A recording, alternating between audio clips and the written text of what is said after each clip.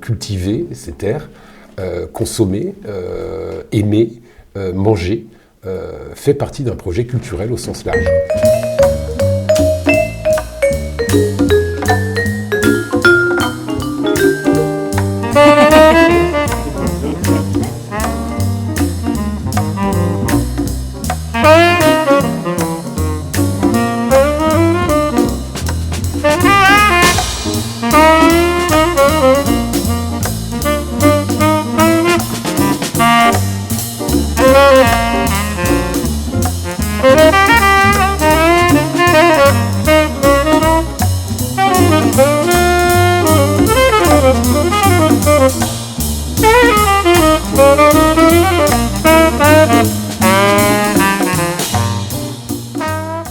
Il y a cette grosse idéalisation de la consommation de produits animaux, comme si on ne pouvait pas vivre sans, comme si tout tournait autour de ça, comme si l'agriculture tournait que autour de ça, alors que, oui, effectivement, les gens mangent normalement quand même un petit peu autre chose, mais ils ont l'impression que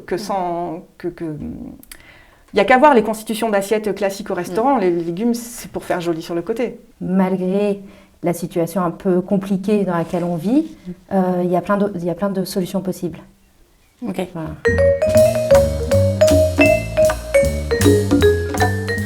Quand on parle de transition aujourd'hui, on a 3 postures possibles. La première, c'est le déni. Elle existe cette posture. Il ne se passe pas grand-chose. Continuons à faire comme on a toujours fait. On sait que cette frange de la population n'est pas très nombreuse, mais elle est ultra radicalisée. Et elle est aussi radicalisée politiquement. Donc ce sont des gens aujourd'hui dont on connaît les fonctionnements et qui, à mon avis, sont des gens particulièrement dangereux. Mais cette phase existe et on doit l'intégrer. La deuxième phase, c'est ce qu'on appelle les solutionnistes. Il y a un problème, mais par le biais de telle innovation, on va pouvoir répondre au problème. La difficulté, à mon avis, du solutionnisme, c'est qu'elle ne pose jamais les vraies questions. Elle ne pose jamais la question du niveau des ressources auxquelles on est confronté. Et en fait, on va déplacer le mode de ressources. Troisième posture, c'est celle de l'effondrement. L'effondrement, c'est tout simplement un nombre de statistiques massives, galopantes, accélérantes, qui disent on est dans une situation qui peut se traduire par une catastrophe systémique. C'est-à-dire qu'on a des problèmes avec l'eau, on a des problèmes avec l'érosion des sols, on a des problèmes avec le climat, mais tout ça va entraîner d'autres problèmes. Répartition des richesses, guerre civile, maladie. Bref, on est dans quelque chose aujourd'hui qui est, on peut dire, plus maîtrisable. On va dire c'est la posture qu'on pourrait prendre quand on travaille dans cette fabrique coopérative des transitions, avec 2 difficultés. La première difficulté, c'est que cette vision-là n'est pas très mobilisatrice pour le changement. Si tout est foutu, pourquoi effectivement faire le moindre effort ? La deuxième difficulté qu'on a, c'est qu'aujourd'hui, on est quand même confronté à des jeunes qui, pour beaucoup d'entre eux, sont dans des situations difficiles psychologiquement et qu'il est très compliqué en tant qu'adulte ou à l'endroit de la génération que l'on a de transmettre ce monde dans l'état qu'il est avec le désespoir qui l'accompagne.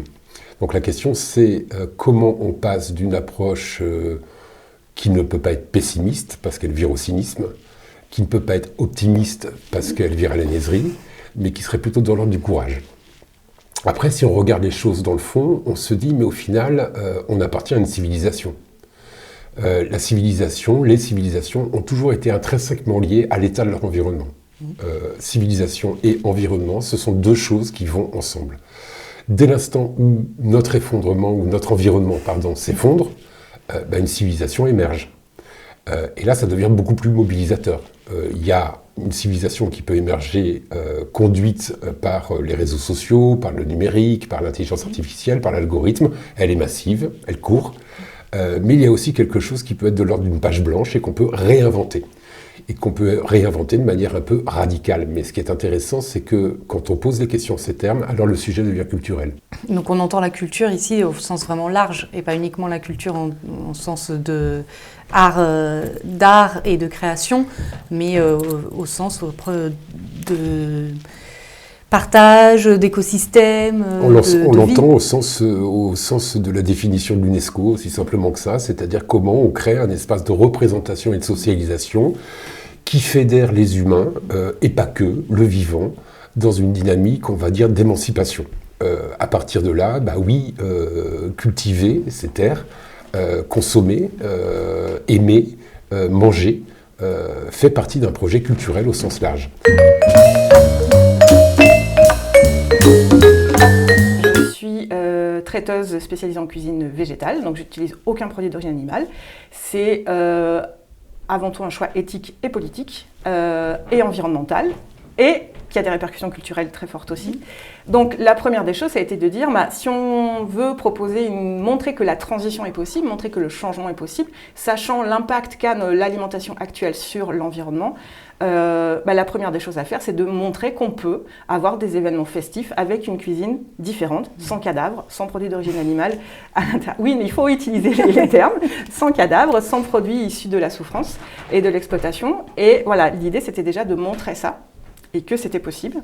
Et ensuite, il y a eu plusieurs petits événements autour de cette dimension pour montrer justement des ateliers populaires, des petites interventions à droite à gauche, pour montrer la dimension culturelle, historique, que l'alimentation actuelle est une construction, et de montrer la dimension politique en sachant que ça n'est pas anodin de choisir tel produit plutôt que tel autre. Ça vaut pour toute la consommation en règle générale, mais là on était centré sur l'alimentation. Et voilà, et de montrer que de choisir d'acheter du Nutella, ça a tel impact, tel impact, tel impact, tel impact, alors que de prendre tel autre produit, une petite confiture faite maison, ça va avoir pas d'impact, ou alors un impact positif. Voilà. Et d'essayer d'accompagner, d'avoir une démarche pédagogique là-dessus. On a besoin, nous, on ne les qualifie pas toujours d'artistes, on va les qualifier de passeurs, qui vont expérimenter d'autres manières d'être, d'autres manières de faire. Ces gens peuvent être des designers, des cuisiniers, des artistes, des philosophes, des architectes, des paysans. Toutes celles et ceux qui à un moment se disent « j'ai un savoir-faire, je suis porteur d'une culture et j'ai envie de la mettre en confrontation pour voir ce qui peut en émerger, ce qui peut en sortir ». Donc oui, le projet culturel, il se pense au sens très large et il est politique. Bien entendu. Qu'est-ce qu'on entend par impact positif, du coup ? Ça peut être, par exemple, de valoriser alors peut-être pas sur les confitures, mais je pense par exemple au pain, valoriser des variétés anciennes de blé ou de céréales qui vont mieux résister aux maladies, qui vont demander moins d'eau. Donc ça va avoir un impact positif dans le sens où ça va consommer moins de ressources pour produire que du blé classique, hyper transformé, hyper fragile, qui a même l'insecticide intégré dedans, mais qui du coup va tuer tout ce qu'il y a autour. Et aussi un impact positif dans le sens où ça peut changer le rapport que chacun et chacune a au monde qui l'environne, c'est-à-dire justement prendre conscience qu'on mange des cadavres, et peut-être se dire si je ne mange pas de cadavres, je vais pouvoir avoir un autre relationnel avec les autres individus vivants, animaux et non animaux, qui sont autour de moi.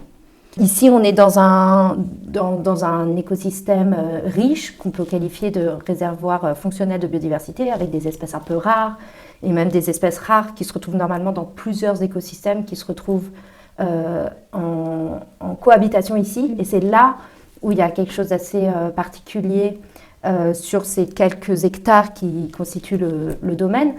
C'est qu'on est en cassure de plateau agricole, le plateau du Pays de Serres. Et donc, ce grand plateau qui aujourd'hui est très ouvert, balayé par les vents, très exposé au soleil, présente les caractéristiques plutôt de milieux très secs. Et comme on est à la cassure, la maison dans laquelle on est actuellement, elle est juste à la bordure de ce plateau. Et juste en contrebas s'ouvre un vallon humide qui est très typique du Pays de Serres. On a un plateau et puis ce plateau est entaillé partout de serres, donc des vallons humides encaissés dans lesquels des sources ressurgissent. Ce sont des sources karstiques, c'est-à-dire que c'est de l'eau qui coule globalement toute l'année, de sources très profondes. Et donc, il y a beaucoup d'eau. Donc, on a la juxtaposition de milieux très secs et de milieux très humides à quelques mètres l'un de l'autre. Donc, c'est peut-être ça qui fait la particularité du site et qui est super intéressante.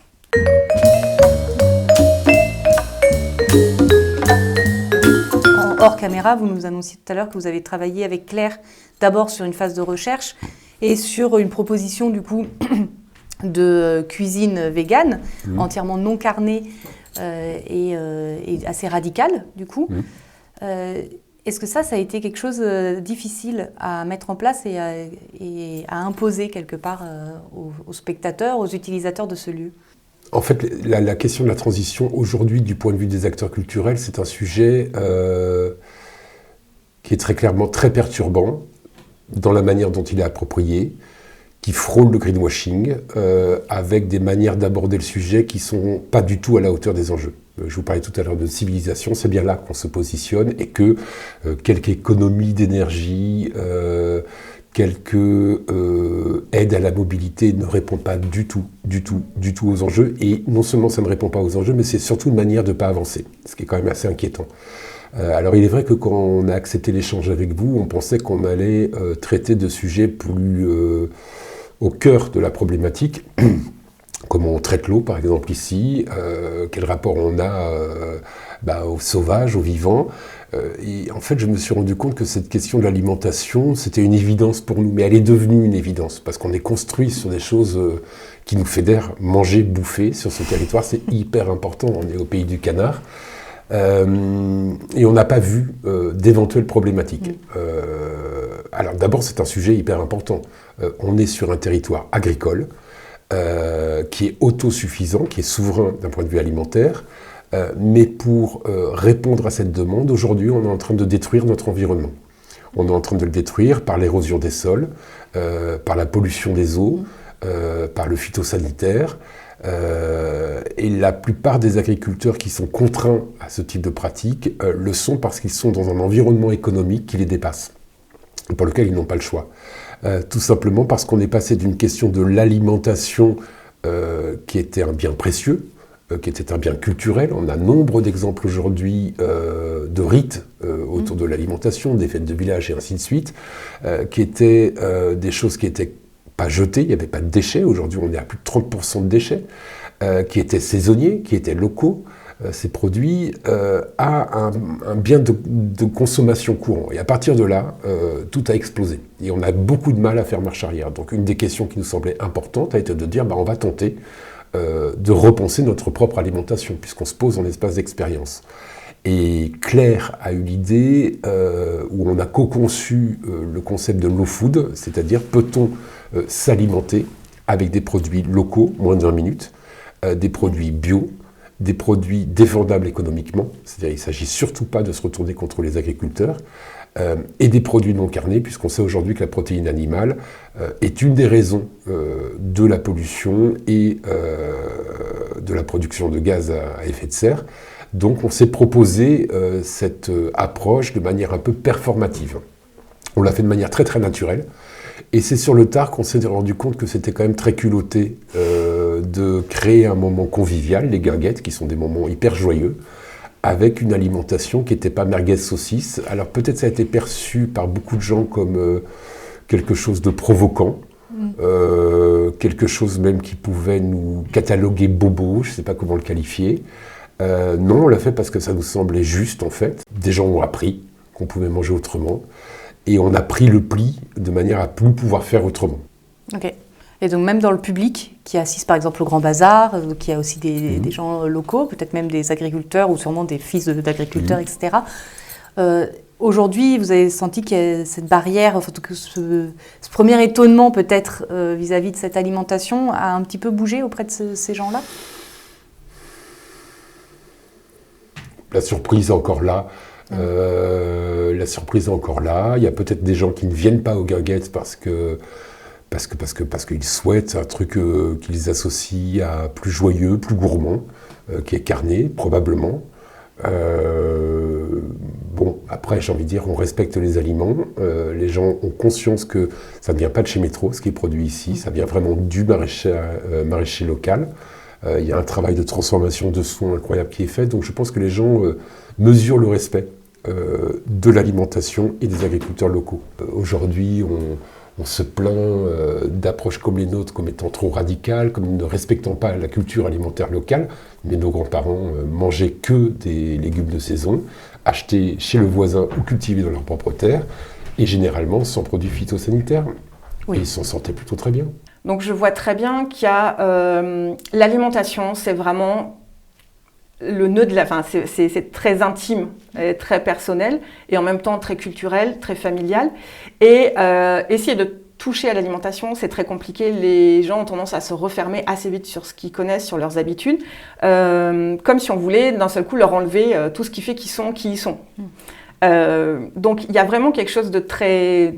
Ça joue au niveau des tripes, quoi. C'est voilà, très, très difficile d'aller amener les gens petit à petit vers autre chose. Alors, nous, l'idée de l'autosuffisance alimentaire, on l'a écartée du projet dans le sens où on est déjà implanté dans un paysage local où il y a de formidables maraîchers et arboriculteurs qui font super bien leur travail.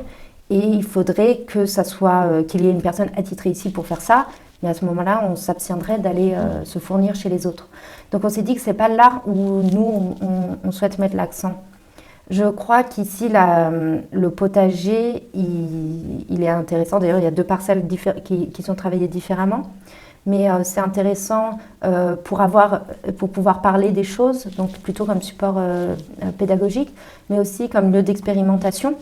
Voilà, donc quand je suis arrivée ici, j'ai recueilli les ressentis des personnes qui vivent et qui travaillent sur le lieu, pour savoir quels étaient les besoins, les contraintes, voilà, les choses avec lesquelles ils pressentaient qu'il y avait voilà, des soucis qu'on pouvait arranger, et donc essayer de voir comment on peut jouer des contraintes et trouver des solutions. Donc c'est plutôt un lieu d'expérimentation et de pédagogie, et j'aimerais aussi développer des projets de recherche sur la restauration des écosystèmes, et notamment l'étude de la microbiologie du sol, pour voir surtout sur les parcelles dégradées, donc un ancien champ d'1,5 hectare qui était travaillé en grande culture, en céréales pendant longtemps, et qui est très dégradé. C'est là, en fait, moi j'étudie la flore qui pousse spontanément et qui m'indique comment se trouve le sol. Et donc il existe plein de pratiques régénératives, et j'aimerais les associer ou les dissocier sur différentes placettes pour voir, ok, on sait que ça marche, mais pourquoi? Et pouvoir étudier en fait ces différentes techniques en suivant avec des protocoles scientifiques l'augmentation de la microbiologie du sol, autant en termes de qualité que de quantité. Voilà, jouer sur ces tableaux. Vous le dites, c'est vraiment aussi un engagement politique pour un opérateur culturel. Aujourd'hui, les pouvoirs publics ont une forte incitation aussi à aller vers du catering et des propositions moins carnées. Alors, on n'est peut-être pas encore sur le non carné totalement, mais pour un festival, pour une scène, un lieu, proposer ce genre de catering, c'est un message fort et un engagement politique, et pas uniquement, du coup... une proposition qui nous semblerait anodine, même si on est sur de l'alimentation et qui nous semble la chose la plus classique du monde en fait. Et c'est là où il y a un énorme problème aujourd'hui, avec des acteurs qui devraient être exemplaires par rapport aux sujets qui sont posés. Et ça se joue sur l'alimentation, ça se joue sur les types de programmation, ça se joue sur la mobilité, ça se joue sur les grilles de salaire à l'échelle des lieux. Et qu'aujourd'hui, l'ensemble des déclarations qui sont faites sont très très très très légères par rapport aux enjeux. Et l'alimentation, bah oui, c'est peut-être une porte d'entrée, comme le fait ici qu'on a des toilettes sèches. Pourquoi on a des toilettes sèches? Parce que ça nous permet d'économiser 500 000 litres d'eau par an, et qu'on est hyper vigilant dans ce que l'on met dans nos tuyaux, puisque ce sont nos propres arbres, en fait, qui sont alimentés par cette eau. Donc il faut tout détricoter, et c'est vrai qu'on arrive sur des sujets qui peuvent être considérés comme radicaux, mais non, manger des légumes, c'est quand même pas radical à ce point, quoi. On a décidé de développer une réflexion à moyen terme. Aujourd'hui, on a une petite connaissance de ce qui se passe. Et ce qui se passe, c'est qu'on reçoit des eaux de ruissellement et des eaux d'infiltration depuis le plateau agricole qui sont chargées en intrants. Les intrants, ce sont des nitrates, donc des fertilisants, et ce sont aussi des pesticides et des résidus de pesticides. Donc il y a une certaine contamination. Il y a aussi une contamination bactériologique, d'Escherichia coli notamment, et donc ça, c'est souvent dû parfois à de l'élevage. Ici, il n'y a pas trop d'élevage aux alentours, mais parfois aussi de systèmes d'assainissement non fonctionnels. Et donc tout ça s'intègre à la réflexion du thème qui est un de mes thèmes de prédilection d'hydrologie régénérative, qui est que l'eau dans nos sociétés, c'est un problème. Il y en a trop et ça inonde et ça érode et on ne sait plus quoi en faire. Ou alors il n'y en a pas du tout, c'est la sécheresse, c'est la catastrophe. Et en fait, comment changer un peu nos mentalités face à cette ressource qui donne la vie et accueillir l'eau dans nos systèmes pour qu'elle soit vertueuse et qu'elle remplisse sa fonction de donner la vie. Et donc, pour pouvoir accueillir l'eau, l'hydrologie régénérative, en fait, qui a un nom qui englobe plein de pratiques, qui sont aussi plein de pratiques traditionnelles partout dans d'autres types d'agriculture, dans d'autres modèles agricoles ailleurs dans le monde, c'est comment gérer l'eau de pluie quand elle nous arrive dessus, parce que partout où qu'on soit, presque partout, il y a quand même de la pluie qui tombe sur les parcelles. Il y a des zones très très désertiques où ils reçoivent 100 mm, 200 mm d'eau par an. Mais en fait, quand on rapporte ça à la superficie d'un lieu ou d'un bassin versant, c'est des millions de mètres cubes d'eau qui transitent. Donc en fait, on peut récupérer cette eau par des ouvrages. Donc là, c'est toute la partie aménagement et structuration du paysage qui est très intéressante. Et donc cette structuration permet de ralentir l'eau, la répartir, l'infiltrer, la filtrer et qu'elle puisse rejoindre et être de bonne qualité dans les nappes phréatiques. Et ensuite, il y a la question donc ça c'est la gestion de l'eau de pluie, et il y a la question de cultiver l'eau. Parce qu'en fait, c'est pas parce qu'il pleut qu'il y a des arbres, c'est parce qu'il y a des arbres qu'il pleut. Et ça, c'est quelque chose qui a été découvert petit à petit ces dernières années. Et grâce à toutes ces découvertes scientifiques, on se rend compte quand il y a de la végétation, il y a l'eau atmosphérique qui peut condenser. Il y a des composés organiques volatiles qui permettent à l'eau de l'eau des nuages de condenser et de faire pleuvoir. Il y a toute la part d'un végétal, pour pouvoir pousser, va puiser de l'eau dans le sous-sol et peut le transpirer à la surface. Et donc, par l'effet de transpiration, que ce soit un blé ou un arbre, ça permet en fait de pomper l'eau du sous-sol et de la remettre à disposition pour les autres végétaux dans le système. Donc la deuxième partie de l'hydrologie régénérative, c'est cultiver l'eau à travers la végétation, donc densifier la végétation en fait. Ok. Voilà, donc c'est comme ça que je m'intéresse à la gestion de l'eau, autant quantitativement que qualitativement. Aujourd'hui, on est aux prémices de la réflexion d'un projet, mais l'idée, et j'espère qu'on y arrivera, c'est d'essayer de penser à un projet de territoire pour essayer de faire sens et cohérence à l'échelle d'un bassin versant, parce qu'il y a eu des exemples avec quelques centaines d'hectares. En fait, on peut recommencer à faire pleuvoir et on peut gérer l'eau de manière beaucoup plus intelligente, juste en s'inspirant sur les fonctionnements du vivant.